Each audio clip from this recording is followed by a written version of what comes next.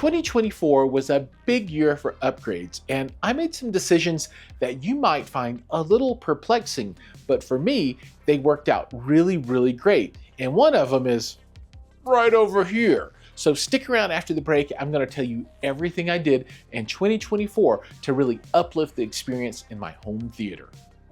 Before we get started, if you're into tech, hi-fi, or movies, be sure to push the subscribe button for new weekly videos.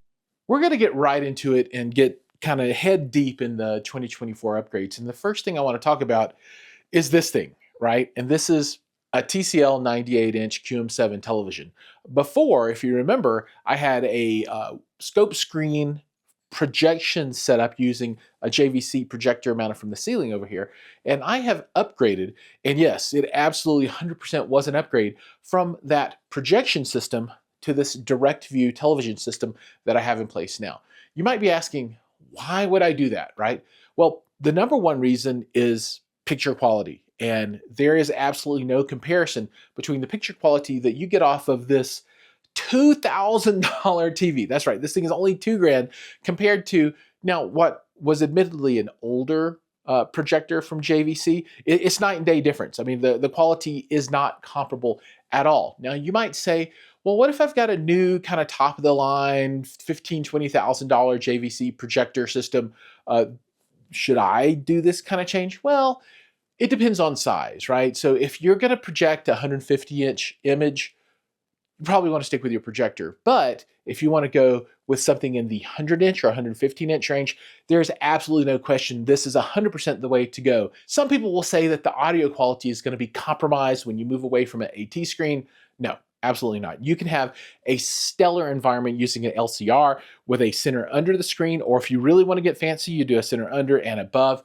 I guarantee you it is going to sound phenomenal because I listen to this every day and it's phenomenal. Now, the story isn't just I put this in.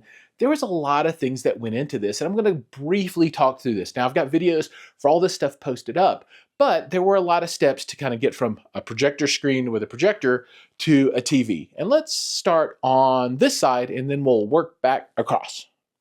The first thing I had to do was get rid of the projector. And that was actually pretty easy, right? So I simply pulled it down. I haven't done all of the paint work yet up here to correct for the holes where I had the mount on the ceiling, but you can see that there's nothing there now. However, the power, the Ethernet, and then the connection for HDMI is actually up in the ceiling. Now in 25, I do plan to do some stuff with that, but let's hold off on the 25 talk until we get to that section of the video. So the first piece was get rid of the projector.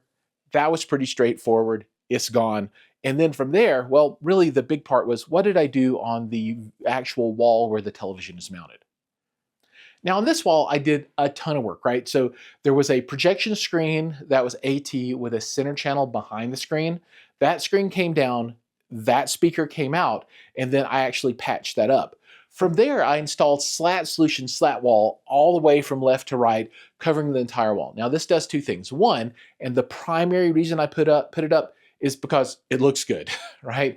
The secondary reason is that there is some acoustic treatment qualities there. There is acoustic felt with the actual slat wall, so it gives you a little bit of diffusion.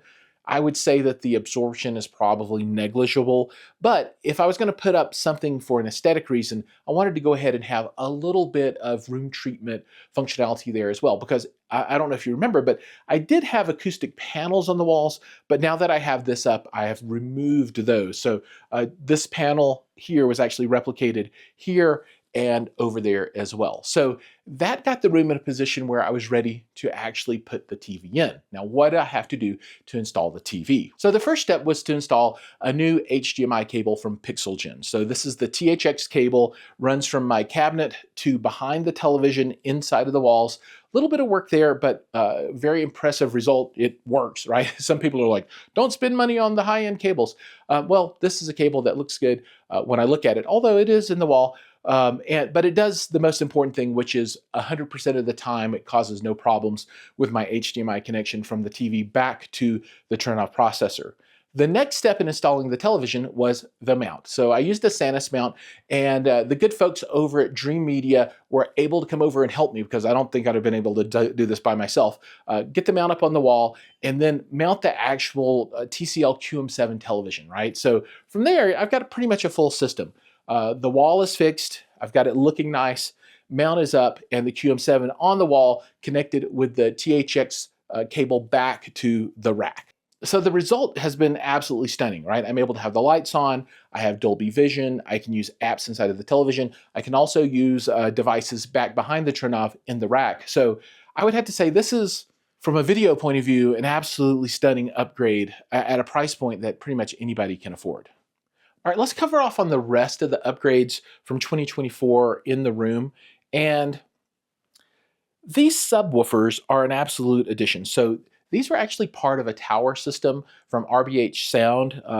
And, you know, I've got a full Starke Sound system, and I can't really change these without a lot more going on. And I'm super happy with them, so I don't want to change them. But the subwoofer module, and this is a dual seal 12 from RBH with an integrated speaker power amplifier. These are amazing. They put out a ton of bass, and the form factor works really well with the speakers that I have in here. So for now, these will be up in the front as the part of the 2024 upgrade, as part of the complete subwoofer complement of 5 subwoofers that we have running in the room. Now, this is kind of like 2 because it's dual 12, so maybe you call that a 7 subwoofer system, but it's 5 discrete units. In any event, subwoofers here and on the far side as well for a match pair as the front soundstage subwoofers. Moving across, I've got some sweet IKEA furniture right here, right? This was just simply to get the center channel speaker off the ground, which is also an upgrade. Now, before I had the ICH3 or IWH3 in-wall speaker from Starke Sound, well, this is their IWH5, which is their flagship in the Halo series. Now, Halo is going to get a refresh in 2025, and that'll be announced in March. But for now, this is still top of the line for the Halo series. And for me, it's brand new in my theater, having the sound in this form factor rather than behind the screen. Now, at the bottom, you can also see I've got a PS5 Pro. And this has been super fun in the room, particularly with this display that can take as much frame rate as this thing can throw at it. With a projector, you didn't have nearly the performance that you have using this plugged directly into the television and then using eARC back to the Trinnov for the surround sound, which gives you a really stunning experience. The last 2 upgrades in the front of the room, one of them is a home theater functional kind of upgrade, and then another really is for my YouTube channel and for testing out equipment. But I've got the Ava Cinema Remote, and this is an absolute monster. I've got one video out about it. I'm going to put out another, and I really love this remote. It kind of bridges the gap between Logitech and the Harmony stuff, and then the really super expensive remotes. Now, this is not inexpensive by any stretch of the imagination, and you still need vendor support for it. However, I think it's closer to something that's Logitech-like than some of the other stuff like the Crestrons and those kinds of things. So really, really good remote at a price point that's lower than some of the competition, but it's still super duper awesome. Now, this is a Screen Pro ambient light rejecting ALR ultra short throw projection screen, and I use this to test ultra short throw projectors in this room. So you would come and you'd set the ultra short throw right here. The screen pops up. It's a 100-inch screen, so it gives you the same real estate as this. And then actually the bottom portion of it is acoustically transparent. And while the speaker is a little bit high for that, you can still functionally use it in the room if you want to, and have a really good experience still with the full multi-channel system of sound there. And I have a HDMI cable that comes out that I can plug in that runs back to the rack as well. In the middle of the room, we've upgraded all the seating here as well. So we've moved to a row of 4 with a center love seat from Weilianda. So this is their top of the line home theater seating. And what I really like about this compared to before is that the love center is now in the center as opposed on the right-hand side. And I have to say that I like the black color better than the brown that I had before. Now, I wouldn't mind having something like a main black color with a red or an orange accent, something like that. Or maybe even completely red sofas in here. That might be cool too. But I really wasn't feeling the brown as a color to kind of match inside of this room. So this gives us comfort. I think it looks nice. And then, for those that are looking to make a purchase, the price on these is just outstanding compared to the competition. Now, how long will these things last?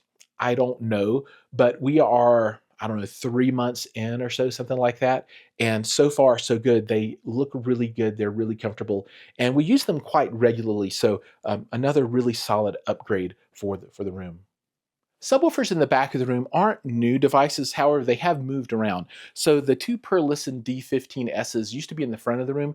They've moved to the back, and then the Miller Chrysler X15 Plus is centered in the rear now as well. And between these 3 subs in the rear, which is a total of 4 15s and 4 12s in the front, that creates a huge amount of bass energy in the room. Now, one thing I can't do is I need one more sub to do waveforming with the Trinnov, and that'll be something for 2025. But right now, this gives a really, really great setup using what I would consider a traditional subwoofer setup in room.